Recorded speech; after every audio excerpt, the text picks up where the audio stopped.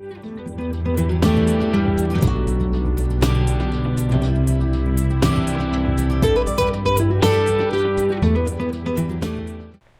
welcome. I'd like to welcome everyone to the August 15th, 2023 City of Angels Camp City Council. And we'll start with roll call, please, Rev. Mayor Herndon. Present. Vice Mayor Moncada is absent. Councilmember Tiscornia. Present. Councilmember Broglio. Present. Councilmember Sherrado. Present. Staff is present. Thank you. Pledge of allegiance, please.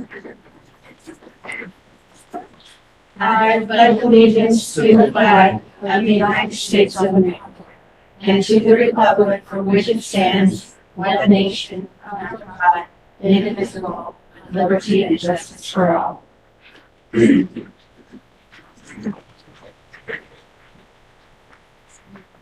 So we're going to start with item number 3, which is recognition and acknowledgement. And tonight we are very proud to recognize the retired Fire Chief Roy Sirocco. And we've got some great little goodies up here, and we have panel here as well. So you'll see the items that are being presented, which are just amazing, that we've put together for him and for presentation. And then we do have a proclamation that I should read. So I'll go ahead and read it, and then what we'll do is stand up and present it as well. So this says, City of Angels City Council proclamation recognizing retired Fire Chief Roy Sirocco. Whereas on December 30th, 2021, Roy Sirocco passed away at the age of 88. And whereas he moved to Angels Camp in 1936, graduated from Bret Harte High School in 1952, and following high school worked at Wilmhurst Chevrolet, and then later became the first New York Life insurance agent for this entire area. Whereas he was active in the City Angels Camp Volunteer Fire Department, where he was the fire chief for 7 years and 44 years as a volunteer firefighter. And whereas he was dedicated to advancing to the health and safety within the city and county through fire prevention, training, volunteer recruitments, and revenue production. And whereas he was a local historian, preserving the history of the city and the fire service through records and asset collection to be shared with the public and government officials at the Angels Camp Museum. And whereas he earned the admiration and high regard of those with whom he came into contact and the affection of his fellow public servants who were proud to call him friend. And now therefore be it resolved, I, Jennifer Herndon, Mayor of the City of Angels Camp, on both behalf of the City of Angels Council, hereby recognize Roy Sirocco for his many years of dedication and commitment and express heartfelt appreciation for his service to the city. So, okay. Come up. We'll have the family come up as well. And yes, all of it. Can we stand here? Do we need to first take a vote on this? No vote. Sorry. Thank you. So let's stand up. Yeah, I think they're going. This goes with that. Yes. Do you have stories you want to tell? Why don't you go ahead and get a photo? So many. And you passed away in 22 too. So that's, I wrote 21, but it says 22. So I got it wrong. Oh, Thank you so much. I'm Suzanne. Suzanne. Oh, so come on over and we'll get on both sides. Who's got, oh. Nathan's Nathan's gonna take a photo of you guys. Like where you're at. Oh.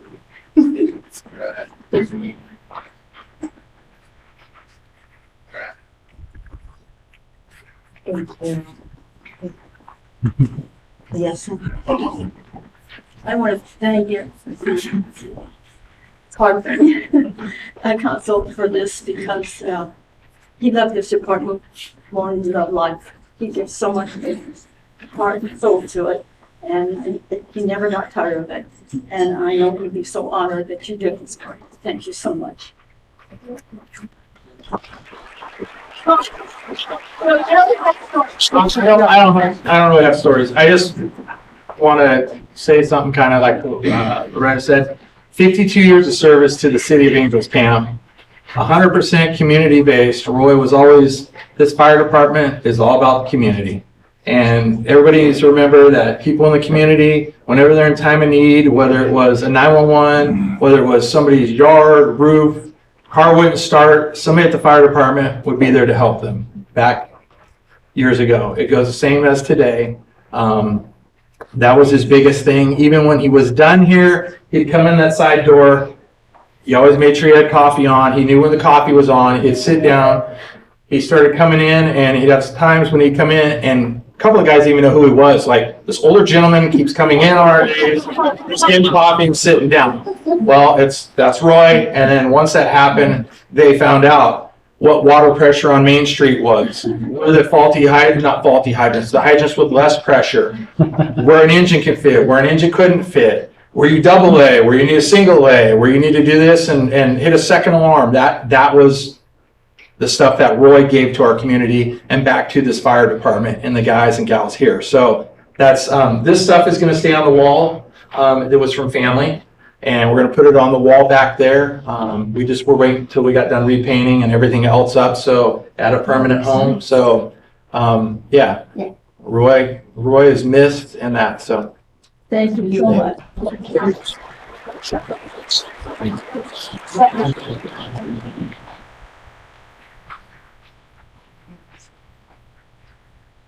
Go on to item number 4, which is approval of the agenda as posted or amended. Do I pull item 8 right now? So we do unfortunately need to pull item 7A, which is the Utica Park presentation. Unfortunately, Amy Augustine was our presenter tonight, and she had a family emergency. So I would like to also publicly say that we send our condolences to Amy for her situation that she's going through right now.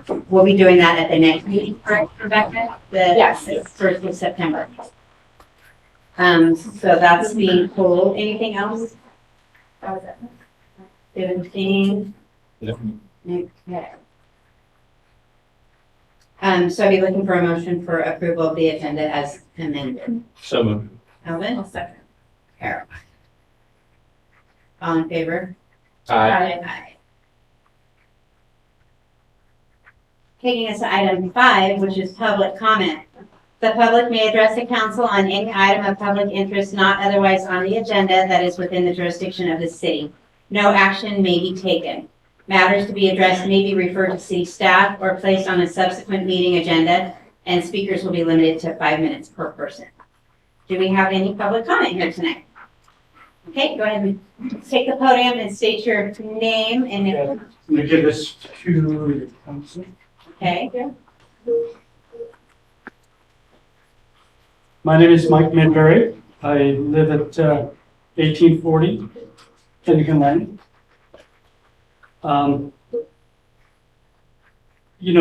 Ralph Waldo Emerson once said that foolish consistency is the hobgoblin of little minds, adored by little statesmen and philosophers and divines. What I think that Emerson was saying is that there's room for compromise in an uncertain world. And I'm asking you to give me a break from staying in my trailer on the land that I bought free and clear at 1840 Finnegan Lane in Angels Camp. Moreover, I'd like to continue to drink water from my well, which tested pure, clear, and clean, that is apparently in question. Not the purity of it, but simply my use of that water, which was used before me for more than 20 years. I had a cordial meeting a few days ago with Dylan Smith about evicting me from my land. I understood that what he offered was a threat to my living in my trailer as I'm building my house, and I've got a building permit that I'm trying to get. I see the irony of being asked to leave my only place to live while the city and state is simultaneously attempting to solve its greatest unemployment and housing crisis in many, many years. However, I simply don't want to risk losing my property rights while waiting internally for my building permit to be approved as I'm building my permanent house. The trailer is indeed on my property, and I have been a permanent resident since about March of 2023, not long. But I grew up in LA, Sacramento, and Davis, and I felt good about moving back to California and to Angels Camp after a 40-year absence in Idaho. I missed it here. I worked on the assumption that the trailer could stay there while I was working to get my house built upon that land. That assumption turned out to be false. The place is no danger to anyone's health or safety, as the proclamation claimed. That was an absurd, angering, and laughable statement to me because I lived there, lived here, lived where I lived in a careful and environmentally benign manner all of my life. Regardless, regardless of that, I'd like to make the following proposal to you: that I'll be able to live on my land for another 60 days beginning on August 1st, when and if my reasonable building proposal is granted. I will transform the trailer into a working office to continue presence on my land and to oversee my construction work as an owner builder. That trailer would continue to be on my property, of course, and I would make an official proposal for the trailer to continue in its current position, on the condition that it could be approved. I would seek to go elsewhere to find a living place for me and my dog that is near enough to my property to keep an eye on my valuables that otherwise would surely be stolen. So far, I've lost $600 of equipment to thieves while I've lived on this site. If that is an appealing compromise decision, I would like to get an immediate statement of the city council members in support of this plan. Otherwise, I have to move within a month. Samuel Clemens once said, "All good things arrive unto them that wait, and don't die in the meantime." So please take my proposal at your earliest convenience. I would appreciate that. Thank you, and I'm happy to answer any questions you have. So we're gonna need to give this to Rose, and if you can get copies, we don't have enough for everybody. Is that your statement that you just read, Mike? Is that what was provided here? Yes. Oh, okay. Yes.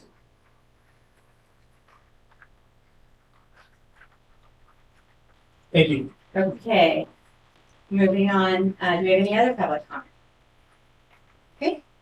Oh, well, we'll be next time. Sorry. Good evening. I'm Richard Terry, and I live at 2333 Cuneo Road, which is on the opposite side of the city in the county. I know your father. We have had over the past several years, several people that have abused our property along the creek. That they have come in, stayed, trespassed, and it's been a bad job to get them out. So right now, Mike is living on the creek, is helping keep some of these people from going down on the creek and camping out. So we are quite happy for him to be there. Thank you. Thank you, Jake. You go ahead and I'll go ahead.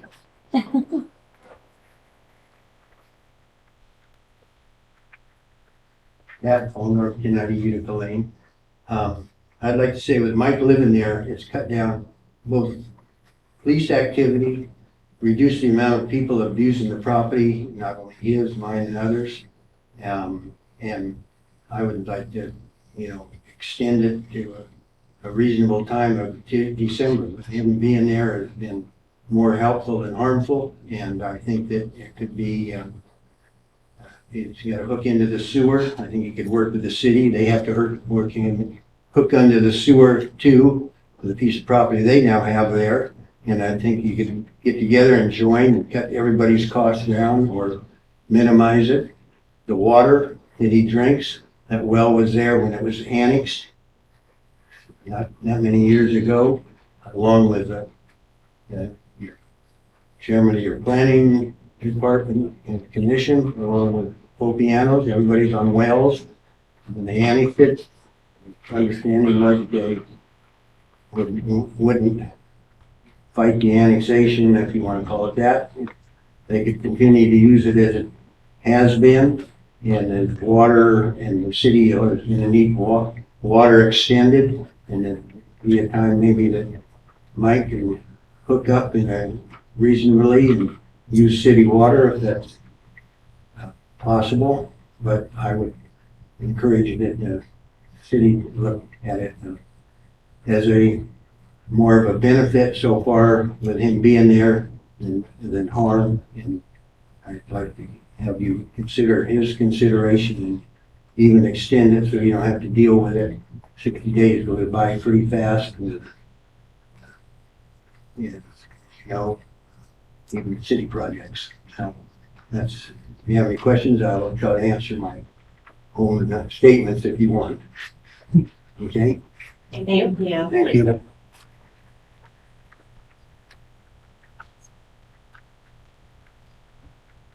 Hi, I'm Kimberly, and I actually live on Cunha Road as well, so I use Finnegan Lane every day, and I'm sure the city police are so tired of me calling because there's been so much riffraff back there. Our property borderlines the creek, and so a ton of the kids go back there and they swim, the swimming hole, and that's totally fine. However, there's been a lot of homeless people and drug abuse, and I mean, my kids don't even go back there anymore, although they're older.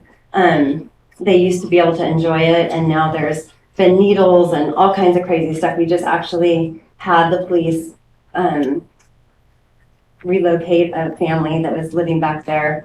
And the hard part is that Mike's down there and he's cut out the traffic of the riffraff. And I hate to say it like that, but there's a lot of things that go down there, I guess, because it's kind of a close location to town, but yet it's still removed. And so there's been fires out there, kids out there doing bad things. With Mike right there, even in front of his piece of property, the kids and the people that shouldn't be down there are not parking there. And the kids that do want to just swim and that kind of thing are able to do so without any of the scary stuff happening. So I'm just here to ask you to reconsider as well and let him stay until he can get his home built. He's not hurting anybody. He's helping us out there tremendously, as well as the police department, I think.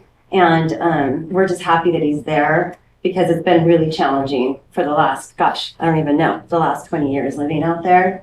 And it's a beautiful place and it's a great area to live by the creek, but it also has its really bad downfalls. And so with him, you know, just kind of keeping a lookout for things and, you know, starting to know the people that are down there that aren't harming anything, they're not out there to, you know, graffiti on the Greenhorn Creek building, or they're not going back there to start fires or to rob people, because that's happened a lot. In the back of my dad's property, he's got a little turkey tent hunting thing, and we found people in there staying. And so it's kind of scary too.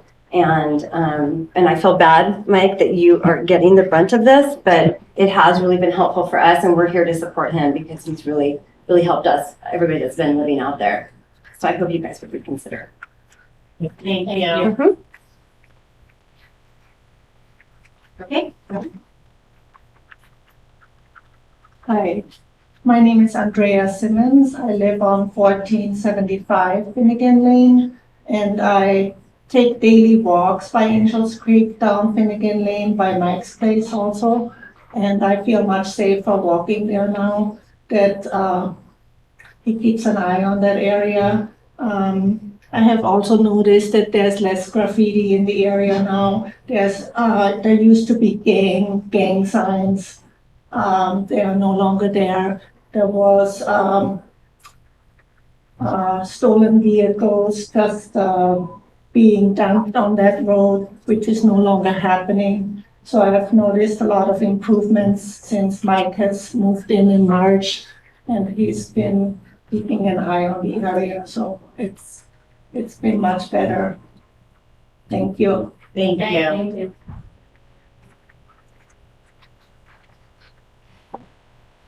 Any other public comment? And Rose, how about online? Do we have anyone that's joined us online for public comment? But no public comment. Thank you. So we'll be moving on from public comment to item 6, which is our consent agenda. We have 2 items on the consent agenda. Any reason to pull either of those items, folks? Any member of the public need to pull any of those items on consent? All right, bringing it back, I'll be looking for a motion for the approval of our consent agenda. So moved. Alvin? All in favor? Aye. Aye. Any opposed?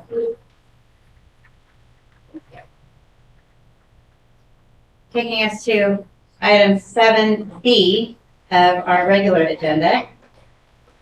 This is a public hearing to introduce the item for Resolution 2360 and continue for August 15th of 2023 to certify a mitigated negative declaration for the Angels Creek Trail and Transit Hub facility. And this will be Rebecca.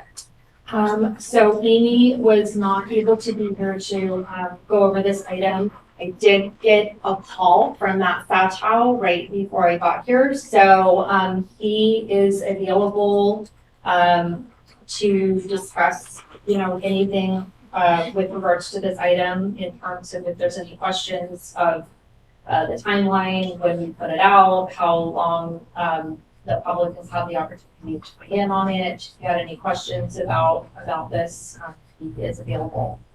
I had a question on page 2. I just don't know if the date is correct because it said that it was going out for a 30-day public review. And it looks like the year is wrong on that. Will end on June 5th, 24, you mean? Yeah. It went out on May 4th, 2023. So it should end June 5th, 2023 for a 30-day review, no? So yeah, I agree because the document was released to the public on May 4th, 2023, and the 30-day review did end on June 5th, 2023.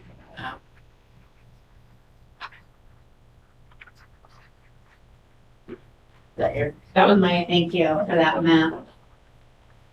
Okay, and then And I'm sorry, I should have introduced good evening, Mayor and Council. I'm sorry, just jump right into that one. you're like the voice from up in the clouds.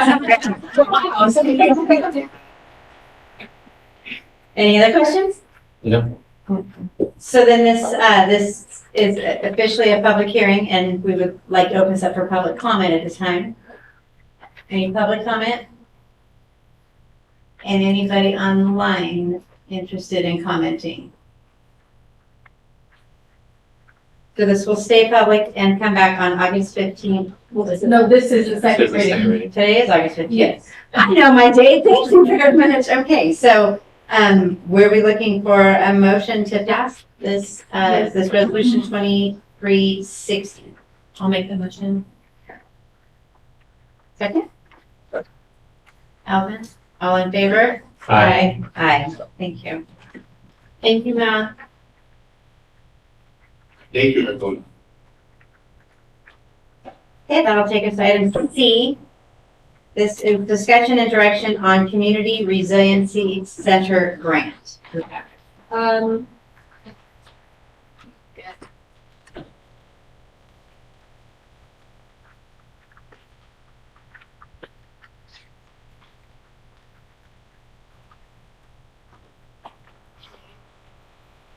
So in the last meeting, we had talked about the fact that we still need to move forward with the city hall.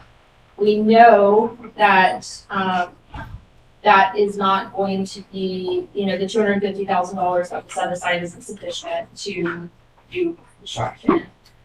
So Amy and I kind of put our heads together in terms of how can we potentially get funding for that. Part of the conversation historically, I was able to actually find a facilities study, if you will, done by Aspen Street Architects several years ago. Nothing has changed from when that facilities evaluation was done. Everything is in exactly the same spot that it was when that facility study was done. And the exact same issues that were identified in that study are the exact same issues that we have today. Part of the problem is we don't have dedicated meeting space for the community. We don't have, a council, council chamber. There's kind of things that we're using multi-purpose that we get by with it, but it doesn't really, work as best as it could. So there are grants out there, and specifically this grant was the idea that we could apply for it. It's definitely a competitive grant. I don't know what the likelihood is of us getting it, but you don't get anything unless you try. So the idea was to apply for this Community Resilience Center grant, which would be where City Hall is today, but it would be more than just City Hall. So not only would it be City Hall, but it would be council chambers, it would be community center, it would be meeting space. It would be all the things that we've talked about that we don't have, that we're trying to figure out where to put them. And we're also identified in that facility assessment report as well. So this is just, basically giving us the green light to just go forward and see if we can get an application in and see if we get a bite. And if we do, then we would bring it back. I think on the next meeting, it would be getting a letter of support approved by council to go along with the application. The application is due, I think, on September 18th or 18th. Yeah. So we've got a little bit of time, but not a lot of time. But that is what it would be for. I think in looking at everything, where City Hall is even in that facility report is really it's a really good spot. It's available, it's right there, everybody can see it, it's centrally located, and there's also the advantage of having open property. So that would be, and that was identified in that report as well. So there's been no movement on that either. So it's kind of interesting. So that's what we're looking for, is direction on moving forward with submitting an application for that. Do we have to identify how much we're looking for? No, so this would be mainly for like planning. Okay. And then once we do the planning, then we would look for construction. Because it would also include acquiring property. So it could be used for the acquisition as well. And there's no match, it's No. a 100%. Yeah.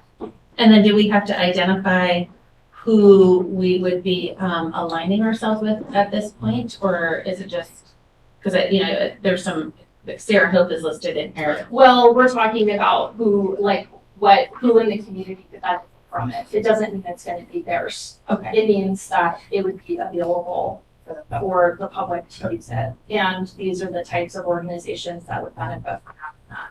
We don't have a senior center. We don't have kind of a consolidated meeting space for any organization. So right now, they come here. If we have to have any sort of a large meeting or get together, then we're going to the Rock Theater if we can't fit here. So it's just things like that where multiple organizations are having to do the same thing. So if we could build something that would facilitate that would be open to all of the public and those agencies, that would benefit. I got a bunch of questions. So the meeting or so ago, we talked about City Hall, Fire, PD, Public Works all combining into one. And then I'm excited. This is great. I think having a community building, a cooling center, shelter, that type of thing is awesome. I don't know. And the 500,000, I don't think will do this. You're talking about a big building, right, to be able to provide all this. So, and I don't think 500,000 is going to do it either. So a lot of this is going to be, so we're looking in multiple directions for planning in order to actually plan the architectural P&E out. And then we have to look for the construction funding. That area, even when you, and we'll probably bring this up at the next meeting if you guys want to move forward with it, also talked about combining, co-locating police, City Hall, CDA, council, all in one area. And so it's the benefit of that too. And that is a large enough piece of property to potentially be able to do all of that on it. I don't think it would fit fire too. And I don't know if that would be in the best interest of doing that in that particular area, but it does 3/4 of what we're looking for. And then we can look at how they can roll fire, which then maybe fire stays where it is. I don't know. But in the meantime, we've got limited funding, so we've got 250,000, and that's not going to get us far enough on being able to capture additional grant funding. Okay, so coming back, so can we use this $500,000 to figure out what size City Hall needs, what fire needs, what PD needs, what this community center building needs, and actually have, I mean, there's no drawings of anything. There's nothing that says we need a 60 by 100. We're kind of throwing ideas out there, which are great. But do we have, this is a minimum of 500,000. right, So at a minimum, This is a minimum. but very competitive. We may not even get it. It's competitive, but it does look at things that are in our favor. Right. So it looks at your population. It looks at your median household income. Cool. It looks at your, it can look at your, not necessarily the city limits, but your service area. So there's different elements that we can use in our favor in order to make it more competitive for us. Okay. And then certainly when you start tying in that community element, that's where it gets very, very beneficial. And then when you look at, for instance, the evacuation needs assessment, when you look at those types of things, we are the corridor. Right. So when you start looking at we are the corridor, it makes it even more beneficial to us on the competitive side, because you have to get through Angels Camp to get to anywhere. And so that also opens the door for us there. So, and I'm all game for going after this. I think it's a great idea. I just want some sort of a plan Yes. moving forward, Yep. if that makes sense. I just don't want to say, yeah, we do City Hall and a community center, and we don't have enough room again, or something, or we're talking about here, the whole, like you're saying, evacuation and stuff. And if we're gonna be what the fairgrounds was, that's great. Or, at least maybe relieve some stress off of them up there. That's great too, but I want a plan of some sort. I want to know some building sizes. I want to know where we can put things, how much property we have to acquire, because it's not big enough for what we have now. Like you're saying, we can acquire some. Right. So that parcel next door to it is over 4 acres. What we're on currently in Monteverde is 2.7 or 2.8 acres. Right. So plus the city hall, I think is 0.33. So you're looking at close to 4.5 acres. So it's substantially bigger than what we have now. I still think it would be tight to try to get everything on there. Mhm. But we can definitely get 3/4 on there. So, so the idea of this is to kind of put that kind of concept together with the grant. The grant would pay, we would ask for it to pay for the full P&E, and phase it for construction as well. The idea would just be go for everything and, see what they come back with. Would they make it accommodations for a partial, or like say, we would like what you're doing, but we only would want to see this piece? It's gonna Or be do what that. they, I don't know Okay. how they're gonna review it. But it does have to have a social services aspect. It has to have a community aspect, yeah. But this would allow us to use that money to purchase next door? Yes. Oh, yeah, okay. And then everything else is a separate construction funding source. It's possible this could fold in there as well, so But it's gonna there's no depend how limit. the application, but there's not a limit on it. Okay. So we just have to be really thorough in the application. I mean, why not? At the end of it. Public comment. I'd love to hear any public comment on this.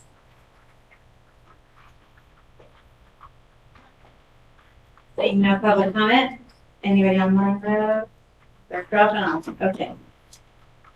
All right, so you're looking for direction, And I think the overall direction is just to throw it out there and see what sticks. You don't know until you try. Yep, and we will, I shared with Amy the Aspen Street architect assessment that I found in a folder. So that will also be helpful because it's basically saying the same thing that we're saying today. What year was that done? I don't know. But it's stagnant. It's stagnant, but it's the exact. Everyone, so it had to have been at least. Yeah. Huh? Yeah. Yeah. So it identified the needs that we have, just not a the plan. exact same. There's no Not a plan. plan to move. There was, most of them had you could do this or you could do that, or these are just kind of general suggestions to try to alleviate the issue, but it wasn't like a concrete. So it was more of a, these elements would work together. Fire was a standalone. There was discussion about co-locating Monteverdes, which is not good enough. Some things have changed since then in terms of, access to various locations. So that kind of puts wrinkles in certain, things, but the gist is the same. Just for a clarifying question, we're talking about the old City Hall on Main Street location, okay, because you had mentioned Monteverde, I just want to make sure that I pictured the downtown. Yeah, it's On Main it's on Street. Main Street. Okay. Needs assessment, I looked it up, 1560. Okay. 1516. Okay.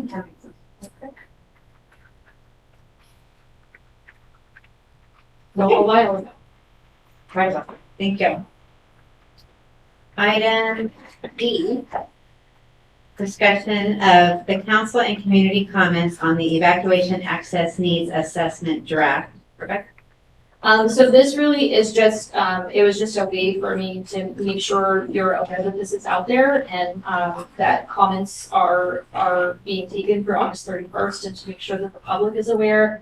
This is a really important document that's available for every single person in the county, not just the city. This is a project that started 2 years ago. It's been kind of led by the Council of Governments, and it's been, kind of a facilitation between the city and the county with regards to getting this survey out there, and they've done it in a multitude of ways. And if you look at the draft, they'll go through all the different outreach efforts that they did, in person, online, paper, you name it, they've done it. So the draft that they have right now is really a culmination of taking all of that data and all that information and all that input that was given to them, and then having a comment period open. That report is really the catalyst in being able to then move forward with additional grant opportunities. So grants to address those evacuation bottlenecks, whether it's circulation issues or we've got certain roads throughout the county that have, excessive overgrowth on the sides. So looking at removal of debris on roadsides, road realignments, a whole slew of bridges, a whole slew of recommendations are in there. But that then becomes the basis for being able to apply for additional funding. So, so once COG gets all of the comments, which those comments can be made online. So if you go to the link, calaverasready.com, there's, you can go through and there's a comment box and you can make your comments. If you don't want to do that, you can email Erin Kelly directly. Her email is on this item here. And she's an employee at COG directly, and she'll take those comments and compile them. So there's lots of ways that you can get comments there, but I think the point is just make sure you make your comments. We've tried to get everybody's, 2 cents and concerns and issues, but if we missed anything or we overlooked anything, now's the time to make sure that we include those elements. And then once it gets approved, then it'll be adopted, and then COG will move forward with some initial planning grant application. And then with that, then we'll continue to coordinate between city and county where we can in order to facilitate some of the projects that are identified in the plan.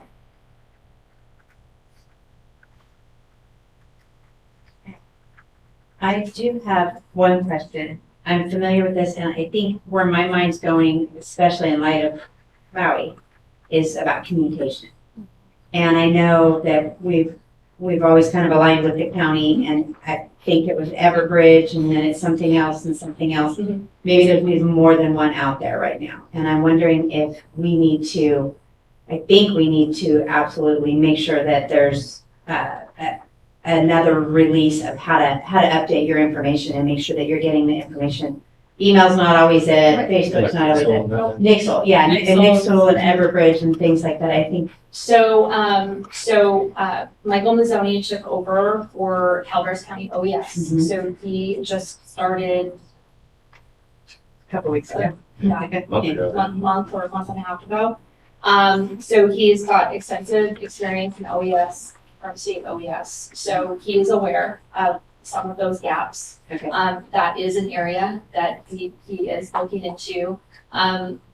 Everything used to be really simple, ish with reaching out to people because you would get, they called it the MAC. So you would go through the phone companies and you would get the MAC.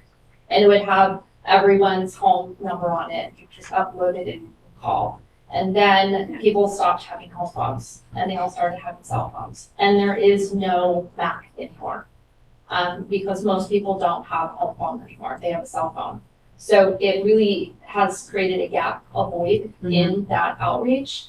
And so they're looking at multiple ways of getting outreach out there.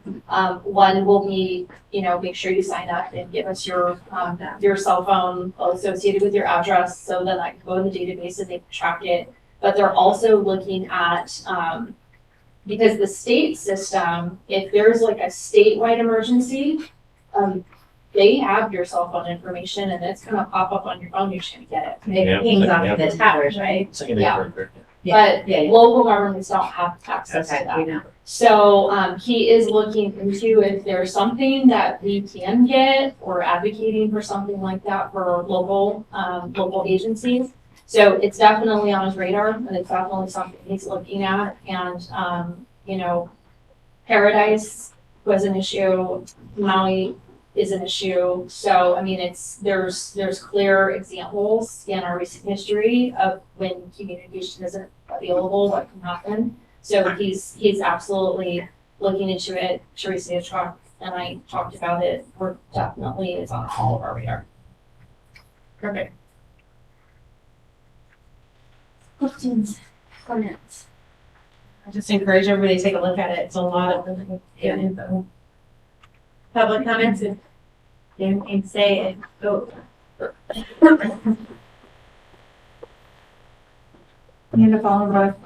Today, talking on the county.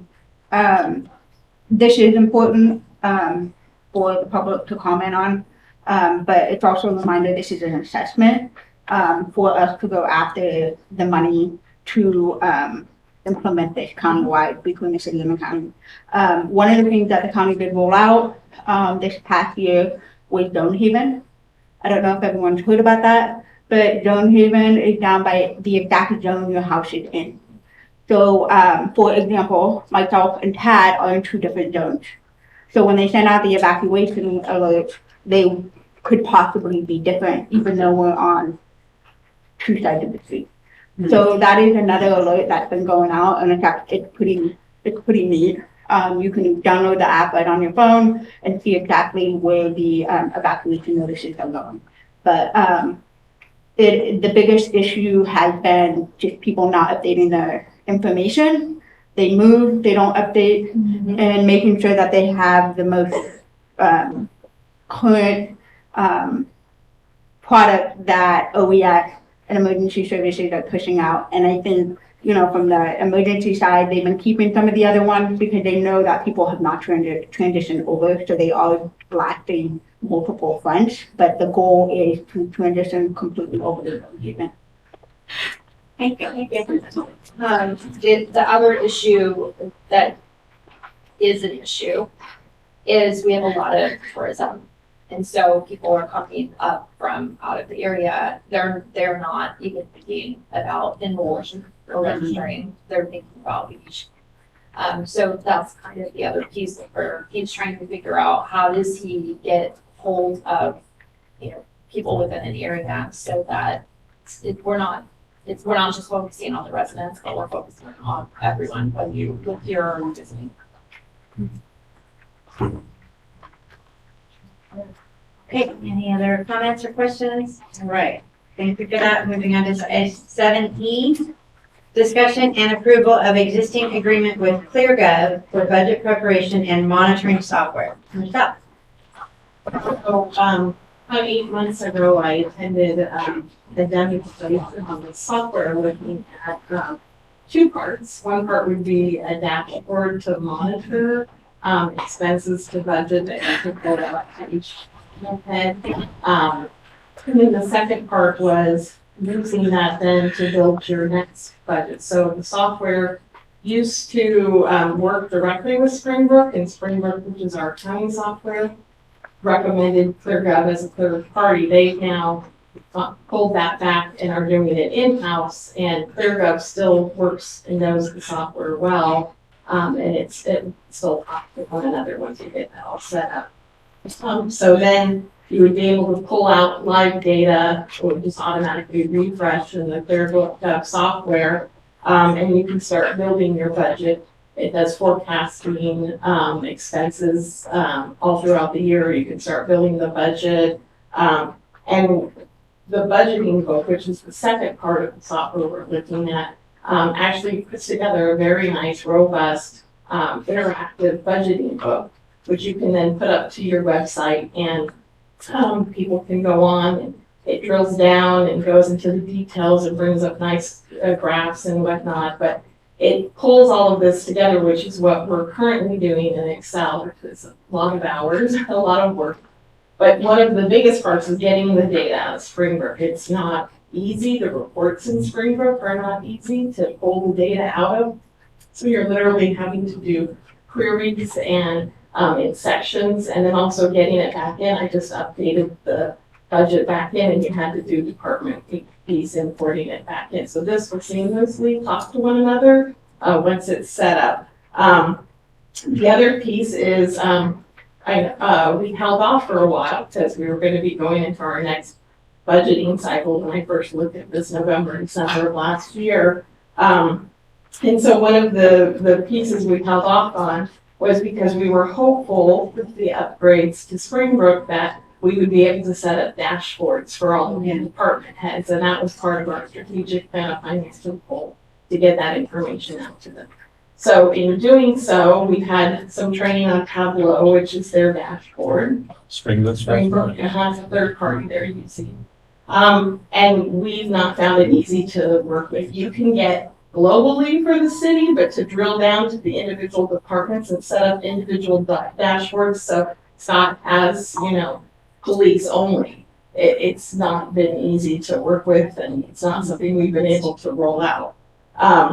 So this would allow us to immediately roll this out, and we would have that information. It is a data push, so it only updates when you tell it to push the data, but it would still be, you could do something like that at the end of the day, at the end of the week, whatever time when you close the month, and then get an updated report, because right now they're still contacting me and I'm running the reports for them and sending it out to them. So this would be a savings also in that staff time, and then also allow them to do the forecasting on their own and look at projecting expenses, look at what's trending, see, why is this expense running a little high? Is this a one time, or is this something that's going to happen month after month? So it'll help them also forecast and look at those expenditures. So Rebecca also did a demonstration of the software, was really impressed, sent it out to all of the department heads to go on and look at it, and if they wanted to schedule a demonstration, they could.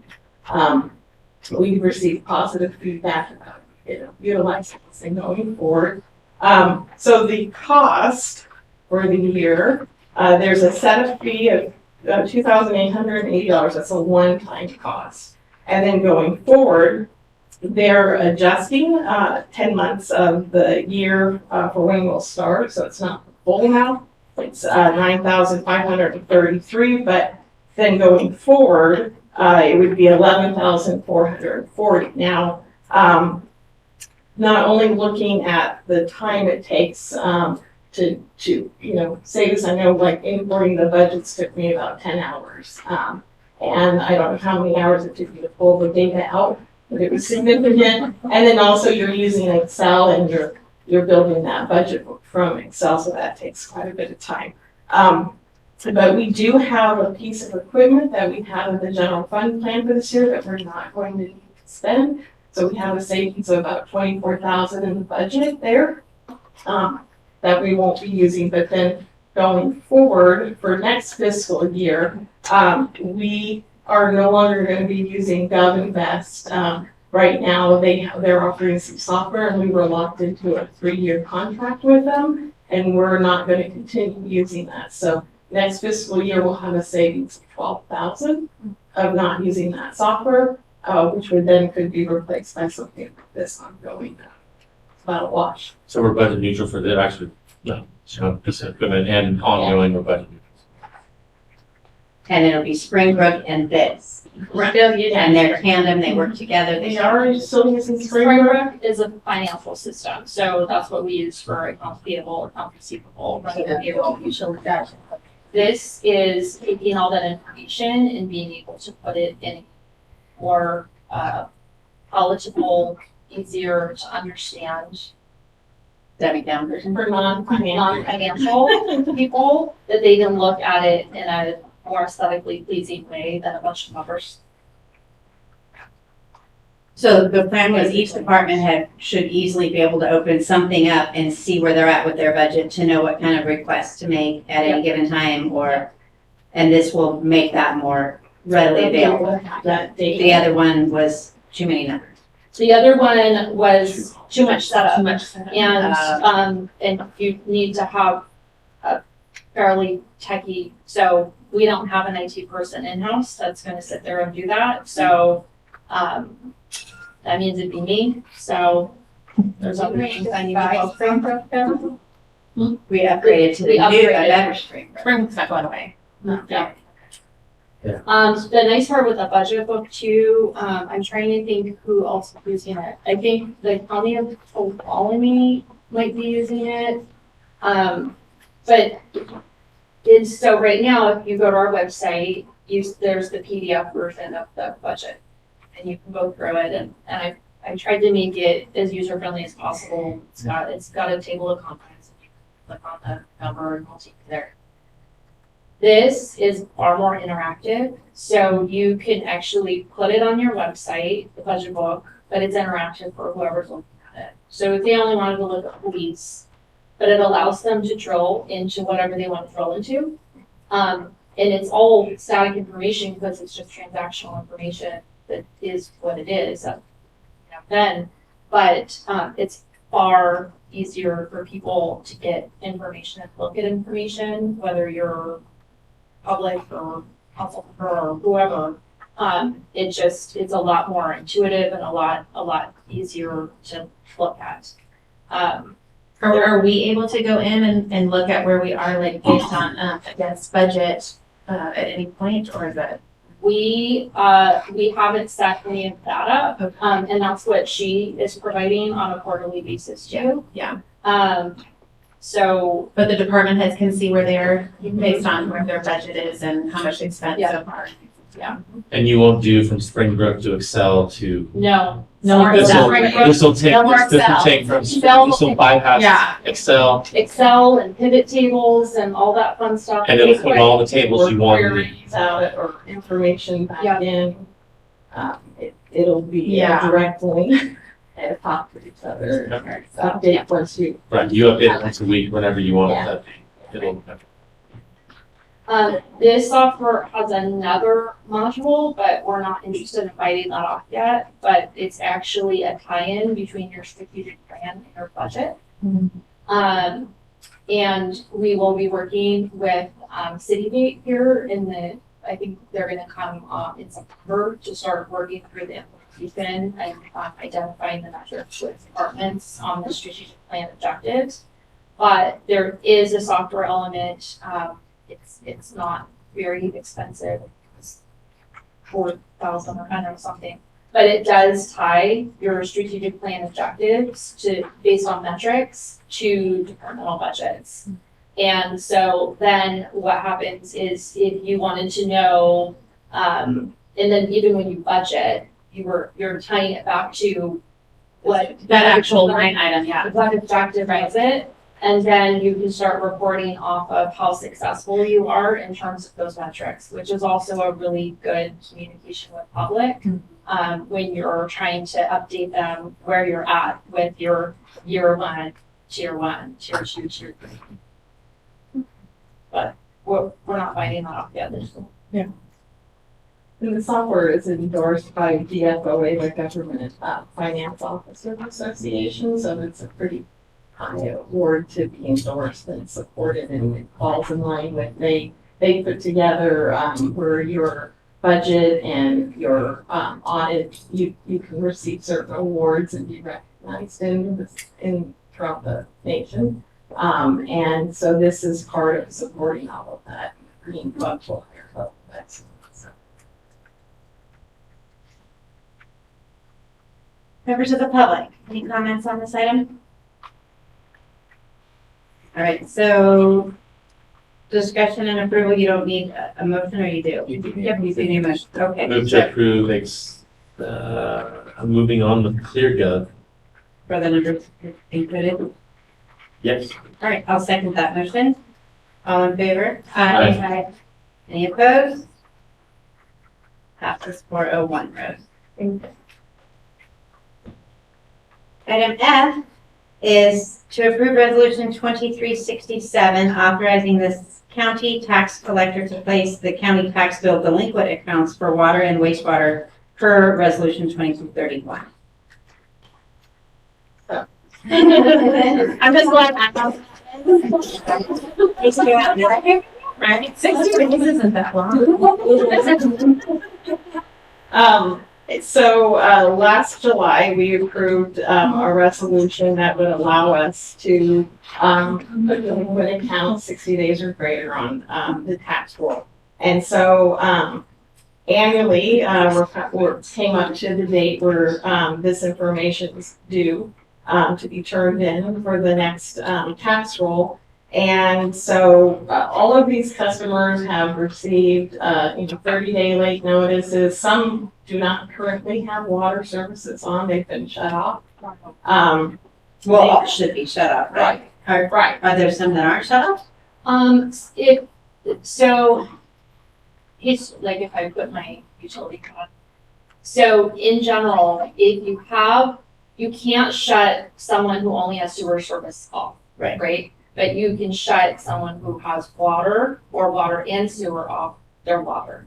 Just the water. Just the water. Mm-hmm. So in these cases, yes, if they were delinquent and we've given a ton of.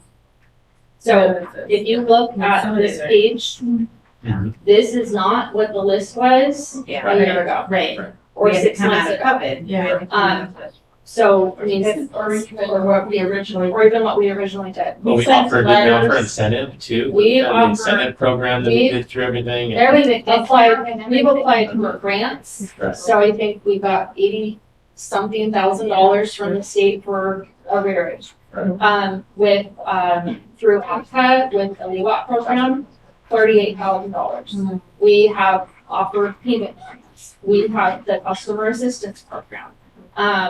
There's a lot of things that we did to try to help people all the way back. So this is a remarkably small list because of staff working diligently to try to get that number down. And originally, we sent out letters letting them know that we would be doing their property and adding them to the tax roll. And we did have 7 people come in and pay. Yay. So that was helpful. And so this is the list that was remaining as of Thursday morning, of last week. Then we, went ahead and put this together and, we gave them till Wednesday, end of the day to pay their bill. So it's likely that some of these individuals could have been on some sort of a payment plan trying to, and then they fell off that plan or no? If they fell off the plan, if they're currently in a payment plan, they're not on here. Correct. If they, if They would have had to have fallen off the plan for they 90 needed, days. they needed to fall, they needed to fall off the plan. Yeah. Okay, so, all right. And I think the biggest hurdle we've had is which it's a tough lesson to learn, but people are learning it, is when it's a landowner or a landlord and it's a renter and they go, it's not my problem, it's the tenant's problem. It isn't, it's your problem. And unfortunately, that's, they've been told over and over and over again, they didn't like the answer, but it doesn't change, that's the answer. But we put a big effort out to reach out to the landowners and get them on the account with them. Yep. So is it likely that some of these are that situation, that tenant landlord situation? Yes. I mean, that went into effect 2 years ago. No, longer than that. I remember getting a letter. Yeah, I remember getting a letter saying that as the owner of a duplex, we had to put our thing for, that was like 7 years ago. As a recommendation. Yes. Yeah, and they Yeah, were being pretty adopted forceful about it. About 2 years ago. Yeah. But what we adopted was, what we just adopted not that long ago, was you can't suspend your service unless there's some catastrophic issue that makes it uninhabitable. But, again, it came back down to the fact that your water got shut off doesn't change that there's still a base rate. There's still a bill that's not paid. So, the fact that it was your tenants is still not. Make it part of the rent. That's what we recommend. We always recommend making it part of the rent. And on the application for both the landlord and the tenant to fill out each an application, and it clearly states that it's And these are all current owners. None of this is bad debt from a previous owner that has moved away. So you've already gone through and filtered this, and this Yeah. is what we're left with. That's a different list. Yeah. Selections. Okay, yeah, next year. Okay, great. Okay, do we have any members of the public that would like to speak to this list? And nobody online? There's one, but no. Any comments online tonight? Okay, coming back, I'm looking for approval of resolution 2367. So, Second. Alvin and Caroline, girl, you cannot seem to get anything going tonight. All in favor? one. She did. Any, all in favor with aye? Any opposed? Okay, 401 Rose. Item 7G is to adopt resolution 2366, which is a revised master fee schedule for the fiscal year 23-24. Michelle. Okay. So, this has been, been working on a long project, yeah. To really update, when I started, last May, this was kind of like I was working with, Alicia, who was in our, building department at the time.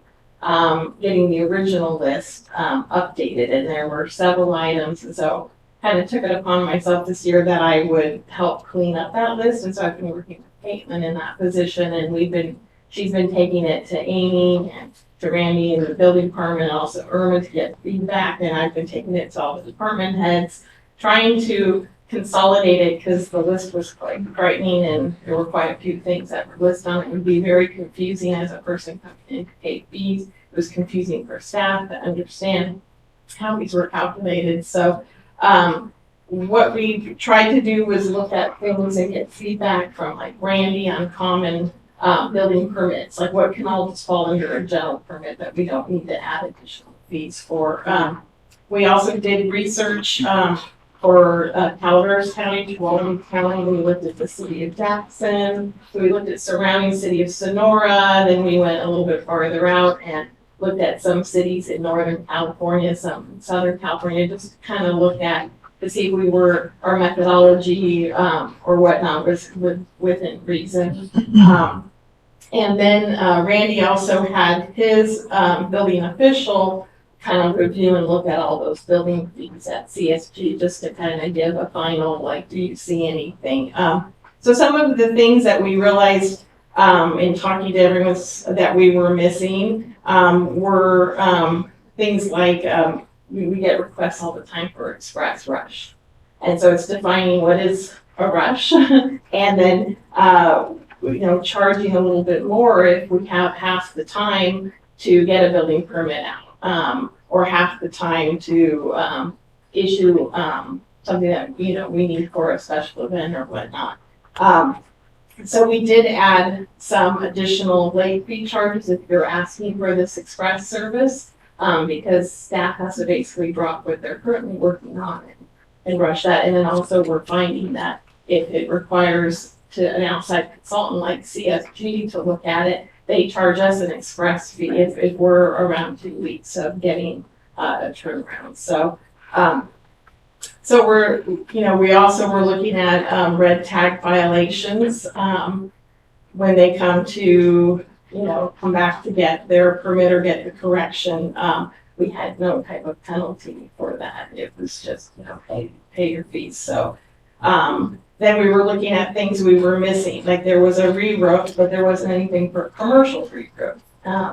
And so we came up with a flat rate fee. I think Amy had brought this back in May. She brought some flat fees for re-roof. Mm-hmm. I think that's $250. So we approved that, but we were missing a commercial re-roof, which is more expensive.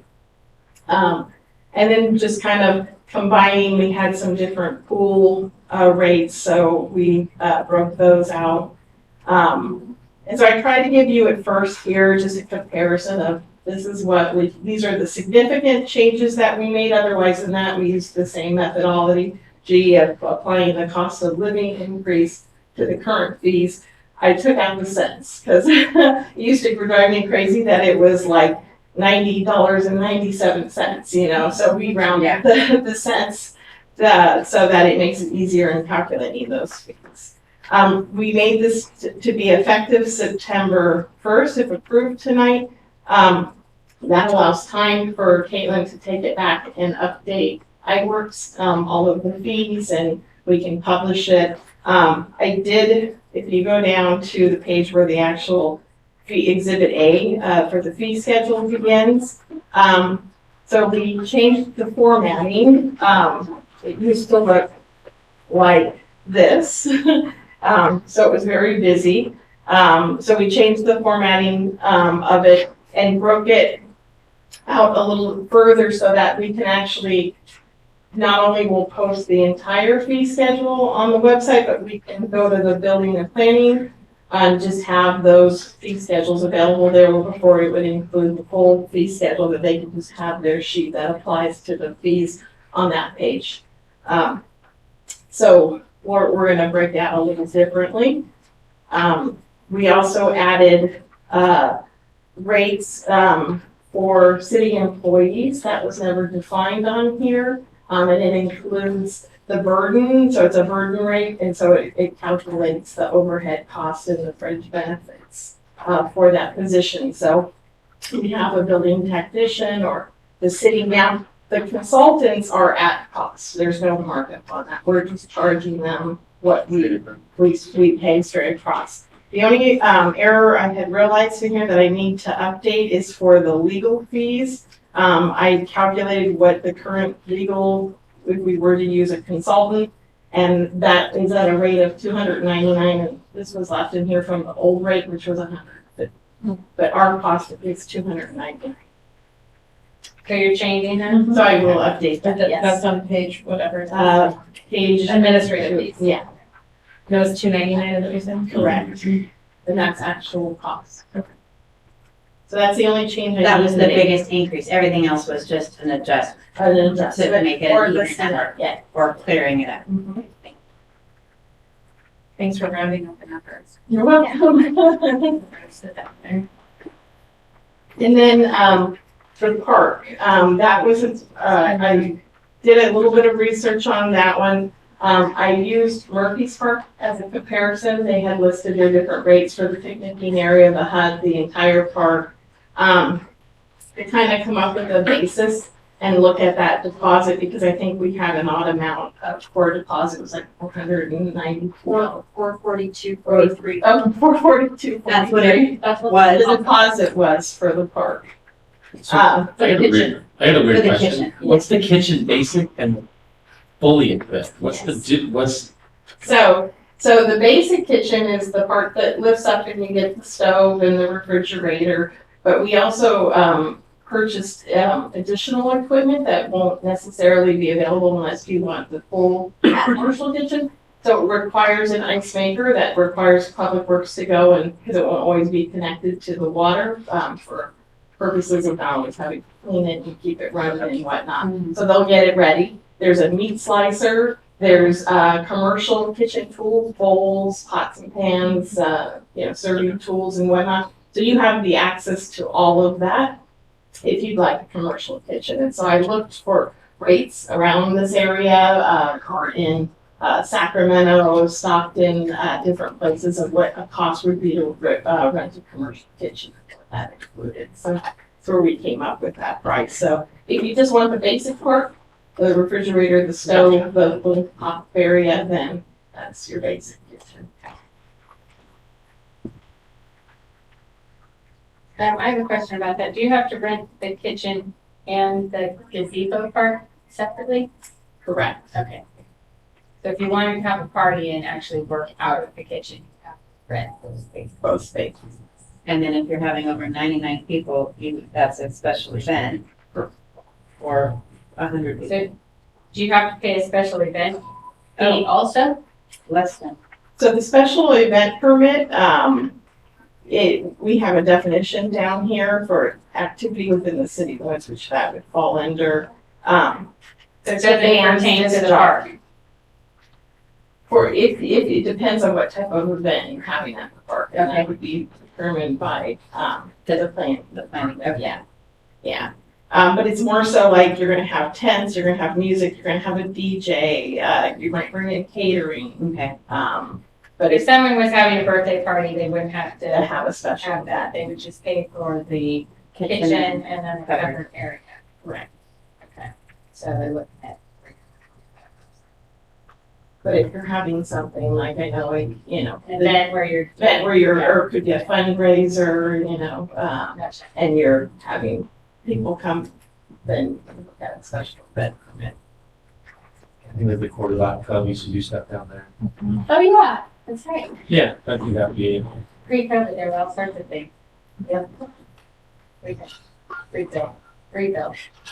Why am I not understanding what the difference is between the 221 and the 442 on kitchen? It was a deposit, so you had to pay the 221 and then the 442, 43 was Previous. deposit. Previous. Sorry. Okay. But now you're gonna go to Now it's over here. 250 flat and a Okay. 250 deposit, and you get the deposit back. I believe. Yeah, you're correct. You're right. Yeah. If it's left improper. Yes.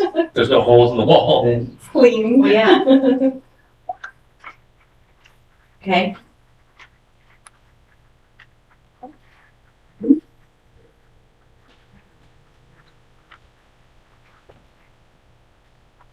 All right, questions? Anybody else? Any members of the public? All right, bringing it back, we're looking for a motion for resolution 2366. I guess I can make that. I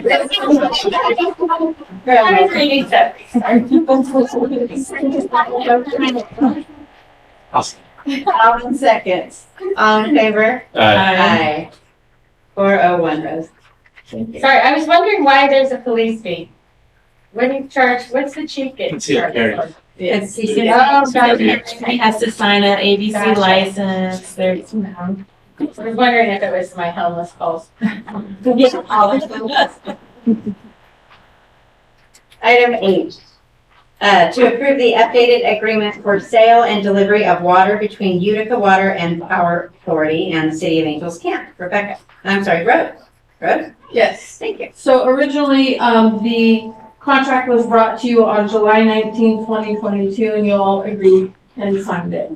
There were changes that Rebecca noticed that needed to be added in, and in your staff report, it's item 5 of the contract, stating that the UWPA will advise City Hall when they have sold the non-potable water or untreated water, and so they'll let us know so we can make sure that we get backflow devices added on to them. So there won't be any contamination of our water. We've just added that section and it's brought to you again, just so you can approve the amendment. So now I think both MOUs, it's ours and UPUD, or that was the one that was. Okay. Yeah. Comments from the public? All right, anybody here have any problem with this? None of you looking for a motion? I'll make a motion. Wait. We're gonna grill on that one again. All in favor? Aye. Okay. Item 8 is our administration report. Rebecca? I don't have a ton. We're just kind of catching up on trying to get grants closed out. The sign project, we should be receiving the executed agreement back here pretty soon with the performance bonds and all that good stuff. And we will schedule an onsite for him and staff, and Unico will be our CM on that project. Okay. And then they will be able to start going out and replacing those signs. It's about half the signs throughout the city. So most of them failed because of the reflectivity. So there's that. I did get a call from Caltrans, so they are doing an investigation for downtown on the crosswalks. They did notice the same thing that we were saying, is that the paint across it's not reflective anymore. There isn't any signage anywhere that says crosswalk here. So they're kind of looking at it from a what can we do in the short term, and then look at it from a long-term perspective. So we're kind of still engaging with them to figure out what's something we can do in the quick time. And they're also looking at the lighting. Maybe it's just a matter of replacing the bulbs. We are going through a few energy audits. The state came out and did an energy audit with Priscilla Flynn. They went on all the facilities. We're pretty good on the water treatment side. The wastewater side is where you could have some improvements by changing the pumps to get some savings there. Even though we are with CPA, so we do get a better energy rate, it's not as good as it used to be. So if we can save on energy, that's good, and it also helps their greenhouse gas initiative. So we are doing that. The one thing is CPA will not pay for streetlights, so that's straight PG. So we are also looking at doing energy audits on the streetlights, because we pay the power on all of those. I know Greenhorn Creek was gonna be, they just finished changing theirs, so they'll see a significant decrease on their energy bill. We would like to see the same on all of the streetlights that we have to pay the bills on, so we'll be working on that.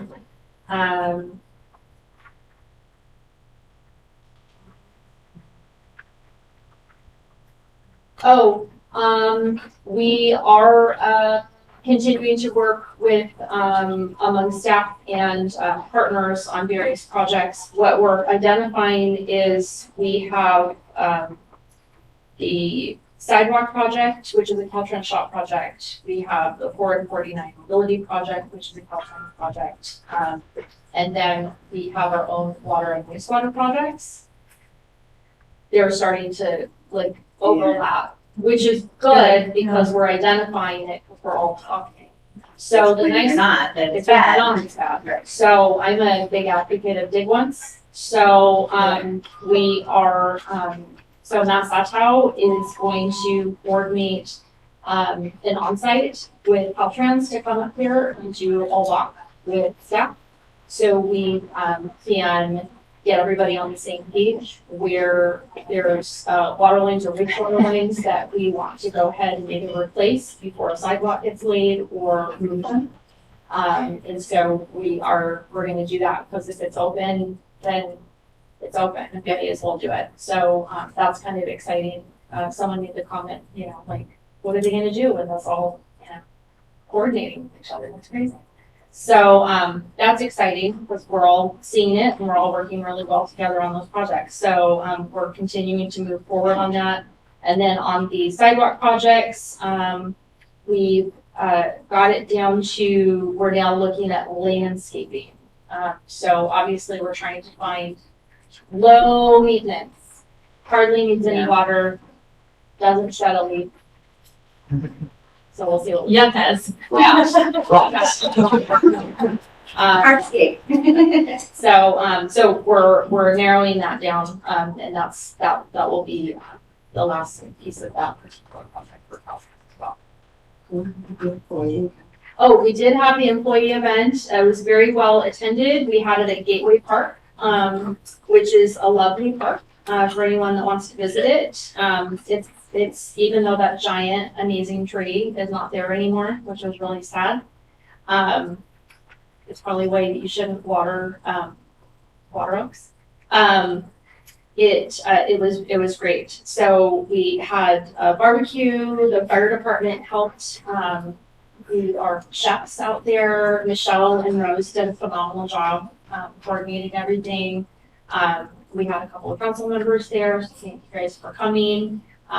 Everyone enjoyed it. I think it just gave everybody a little bit of a moment to get some food, hang out for a second, and just enjoy each other's company. So, really glad of the turnout, and I think we're already thinking about the next one. So.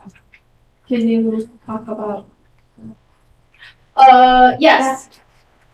We finally got the mold. Yay. After a year and a half, we finally got the mold. Yeah. So, so now we just have to find something else. Yeah. So, we don't get a lot of mold back. So that's our next. So at least now we don't have to find someone to create a mold. Now we just have to find something to test it. We have 3 years of plaques to put out. So hopefully we can find something now. But yeah. Good job, Rose. Yeah. A lot of fun songs. And then that's it. Richmond. Where I was using it, the vendor that we used before, and from when I first started, I was told that it was difficult to get our plaques from him, so I had tried from then just to get the mold, and it took me a year and a half. So. Can our foundry do it? No, we asked. We were looking at someone that we got from Darren Diegold. Oh, right. Bispo, I think our end center was Bispo, so. Yeah. So it's still not gonna be anyone local, but at least we can try to find someone. Yeah. So we're still on that. Yeah.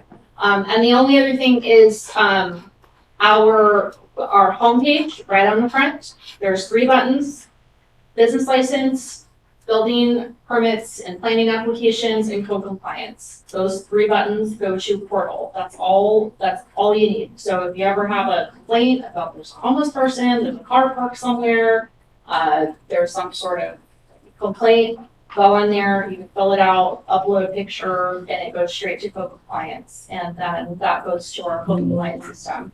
It's extremely easy to do business licenses on here. We have seen an enormous uptick in business licenses. And now, instead of, when we figure it out or someone tells on someone that didn't have a business license, it's really easy. We just reach out and say, hey, let me send you the link, and within, 15 minutes. Yeah. Okay, that's good. Yeah. Any complaints on like vehicles that are rolling, that are not moving, or code compliance, like she stated, so, yeah. And then the building and planning applications are on there. So the nice part is if if you submitted a business license or you submitted your, building permit and you want to put the status, you can look that up all here. Okay. So it's, very easy to use, very interactive. And then we are right now working on the next part, which is, work orders, for public works and the, citizen engagement piece, which will take over what we currently have on our website, which is kind of the catch-all citizen engagement. So that one will now take the place of that. But again, it's going to be super easy web form. And it goes where it needs to go. And then if it's an action that Public Works needs to do, then it'll go into their work order system, and then they can track their employee time. So we're getting there, but yeah, it's a good system. Great, nothing.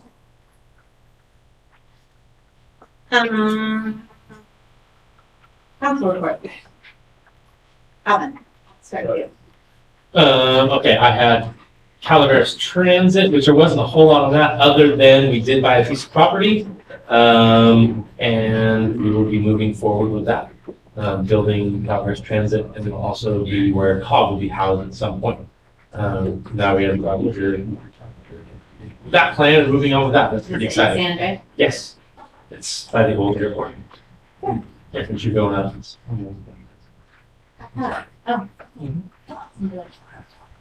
Yep. Well, I have that one. In Calaveras Transit, if anybody wants it, they can have it. I haven't yet either. Here's the evacuation access needs, which was a big thing, and it does allow for, it's like a first step, and it does allow for grants and different things to come down the pipe. But this was a pretty heavy lift over the past 2 years. Yeah, 2.5, 2 years. So I'm happy it's done and all is good there. And then we also had a little extra money. I want to say it was an RST funding. But speaking and tying back in with Caltrans, they're doing sidewalks, they're doing a lot of stuff with us. We put some money back in Caltrans to help offset some of them. So. For Wagon For Wagon Huh? Yes. So. Good. Okay, is that it? That's all I have. We had a special meeting with Utica on the 3rd. You and I both. Oh, yes. Something. So my report is that I attended the luncheon on the 2nd, and then Utica's meeting on the 3rd was just a special meeting to move forward with a contractor from our bid that we had gone out for the Road, Washington. paving for Road the base. So that's all I have. I went to the employee appreciation luncheon. Thank you. If there's food, I'll be there. And then I missed the museum foundation meeting because I was on vacation. But we had 2 foundation members resign, and Debbie Ponte is now the chair of the foundation, museum foundation. So that's the update for that. They're going to be doing some recruiting for that board.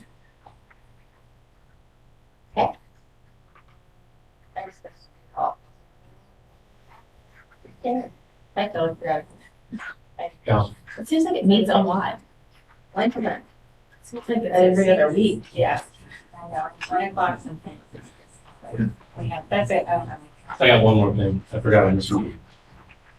That was from COG. It's just kind of a really cool wagon trail on the pages. My little drawing on there probably doesn't need to be there, but I'm sure if you go. I don't know, it's just kind of a nice little quick thing if you could throw that on the website maybe. I will. And I'm sure. Or maybe get the actual file for that. Yeah, not that one, yes. Melissa. No, I think this would be really good. We get a lot of questions. Yes. People think that's city still, or, yeah. Well, and what's going on with it, and what's gonna happen, and how far does it go, where does it end? And there's funding on there for the phases, there's the 3 phases, there, I don't know, just kind of a quickie little, Yeah, no, this would be great. and I'm sure Raja can, yeah, not. Thank you. As I've heard, I met with Scott Nanick, the superintendent of Red Heart, Union School District, just about, you know, how the city can work with him, safety, things like that.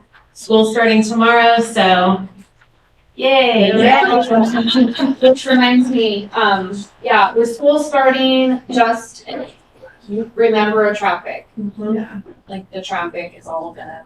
Oh, I went out to that Boots and Roots out at Calaveras, the fairgrounds, and coming back, the traffic wasn't too bad, and it's not like leaving on the Sunday of fair, but there was a little bit of traffic. Did they notified you that we were going to be doing that event? Okay. It was King. They did notify Scott, did they? Okay. Yeah, and John. Okay. Yeah, yeah, it's nice if it goes through, because then we know, so then we can push it up on our website and push it on social media, just to let. Okay, takes us to calendar. We Do not have correspondence. a calendar. That's okay. So, yes, right? But I do have something to say. We did talk about the JPA tour, mixer. However, now it's just a tour. Right. So on the 24th. So. Both And there's no date for the next one? Yeah, both agencies have a lot going on right now. Yeah, so, so the idea is to do. On the what? 24th. Yeah, the 24th. So the idea is to do the Utica tour on the 24th. Right. And then in September, our thought is that UPUD and the City of Angels will do tours of our waterways for anybody who wants to attend. The importance of that is because then you can understand and literally see how the conveyance goes with the treatment, which will then hopefully be able to solidify questions or additional information that you want to know, which can then feed into an agenda for a full-fledged joint GPA meeting. So, and, you know, in the case of UPUD and the City of Angels, we have the ability where there is the potential that if something were to happen, we can cross over to some degree. We don't have as much of that with Utica. I mean, if he shows us the button to push off on a powerhouse, I just told them to make it really red if they couldn't push that button. But our staff can certainly go out in terms of if they've got blockage or, which is what we were trying to do in the winter storm, unless we had a helicopter and get there. So there's ways that we can help each other in different ways. So I think kind of that crossover and understanding and conveyance of treatment is going to be really helpful for everybody. And I don't know how many of you have actually seen our treatment. Maybe you can see it. So you're thinking September for that? September for that. So the sooner the better we get that, because September's already booking it. We have League of the Cities also in September, and there's a little holiday in there, and all kinds of stuff, so. Yep. That takes Yeah, care of it. and we're, I'm kind of working around, Jessica's schedule, so. Yeah, I bet, okay. So nothing else on calendar for us, Rose? We all know. Not that, and I'll email you tomorrow. Okay. Future agenda items? Utica's going back on. Yeah, so the Utica presentation will go back on. The only thing I would say is based on the comments today, if you want us to bring forward a discussion item, with regards to the, Medbury property, we can certainly do that and have code compliance available as well as, opening. Sure. That would be great. Very cool. I was thinking your phone's gonna blow up tomorrow, but this would be great. Can I mention something too? Potentially next meeting as well. Alvin had mentioned that 2 meetings ago to ask to bring forward the retention or COLA, or we've just been waiting with legal staff to get back to us. So we're hoping that potentially maybe next meeting. Jim. Absolutely. Hold me to it now. Okay. If that's it, I'd be looking for an adjournment. Caroline? I'll second it. All in favor? Aye. Aye. Thank you.